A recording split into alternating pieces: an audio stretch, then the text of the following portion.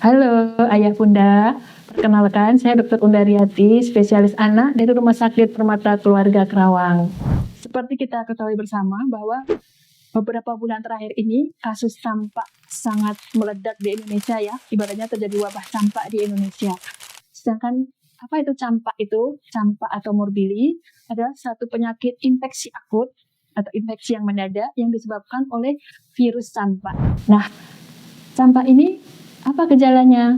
Gejalanya biasanya ditandai dengan demam tinggi sampai 40 derajat selama 2-4 hari, tinggi terus-menerus, mata merah, kemudian batuk kering ngikil, tidak berhenti-berhenti. Kemudian pada saat hari kelima demam sampai hari ketujuh muncul bercak-bercak merah yang dimulai dari bagian muka ya, terutama bagian muka, belakang telinga, kemudian akan menjalar sampai seluruh tubuh. Bercak-bercak ini bisa bertahan sampai 5 hari. Selain itu, pada kasus campak ini bisa terjadi komplikasi seperti misalnya infeksi paru yang ditandai dengan batuk mikir disertai sesak nafas, kemudian diarenya bisa sampai berat, dan komplikasi yang lain yang berat seperti misalnya radang otak.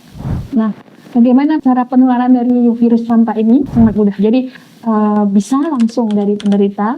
Misalnya kita kontak dengan penderita campak, kemudian terkena cairannya, kita bisa tertular. Yang kedua, penularan lewat udara. Misalnya ada seorang penderita campak, kemudian dia bersin atau batuk, nah dia akan menularkan penyakitnya itu pada orang-orang di sekelilingnya. Kemudian ada penularan yang tidak langsung, misalnya melalui benda. Jadi ada penderita campak yang kemungkinan dia batuk atau bersin, kemudian cairan itu mengenai suatu benda dan kita memegang benda tersebut, kemudian kita masukkan tangan kita ke mulut atau ke hidung, nah itu bisa juga menjadi sebab penularan dari campak ini. Mengingat bahayanya penyakit campak, kemudian penularannya sangat mudah, tapi Bunda dan Ayah tidak usah khawatir karena ada pencegahannya, yaitu dengan melaksanakan vaksinasi campak. Tapi pada anak-anak yang sudah divaksin campak biasanya masih mungkin juga tidak menutup kemungkinan bahwa dia masih bisa terkena campak, tapi biasanya lebih ringan gejalanya dan tidak berkomplikasi.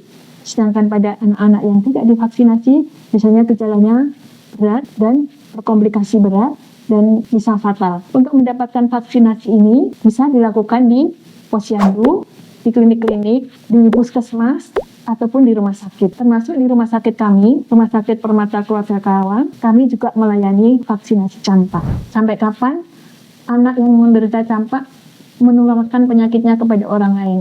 Biasanya penularan itu bisa terjadi 7 hari sebelum munculnya ruam sampai 7 hari setelah munculnya ruam. Nah ini kalau yang sudah muncul ruam ini memang mungkin lebih mudah ya untuk isolasi karena sudah tahu muncul ruam sampai seminggu kemudian masih diisolasi supaya tidak menularkan kepada orang lain.